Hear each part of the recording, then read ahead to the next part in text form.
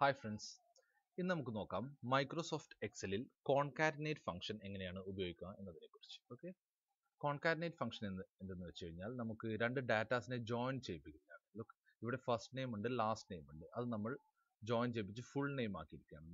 നോക്കൂ, Alex then Paul, അത് join ചെയ്യിപ്പിച്ച് അലക്സ് പൗൾ ആക്കിയിരിക്കുകയാണ്. അതെങ്ങനെയാണ് ചെയ്തിരിക്കുന്നത് നമുക്ക് നോക്കാം.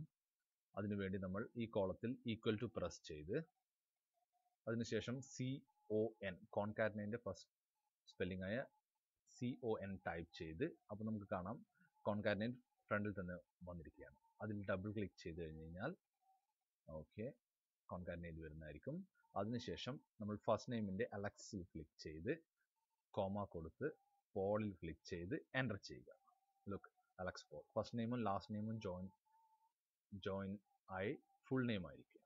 ഓക്കെ, അപ്പോൾ നമുക്ക് ഇതൊരു വലിയ ഡാറ്റ ആണെങ്കിൽ നമുക്ക് ഓരോ ഏരിയയും നമ്മളിങ്ങനെ ടൈപ്പ് ചെയ്തെടുക്കണമല്ലോ.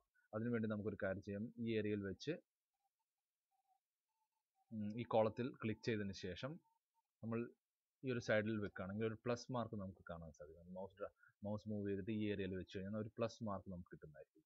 അവിടെ നമ്മൾ ഡബിൾ ക്ലിക്ക് ചെയ്യുകയാണെങ്കിൽ ഓക്കെ, ഈ ഡാറ്റ എല്ലാ ഏരിയയിലേക്കും വ്യാപിച്ചിരിക്കുകയാണ്. ഓക്കെ, അങ്ങനെയാണ് നമുക്ക് ഫസ്റ്റ് നെയിമും ലാസ്റ്റ് നെയിമും ജോയിൻ ചെയ്ത് ഫുൾ നെയിം ആക്കാൻ സാധിക്കുന്നത്.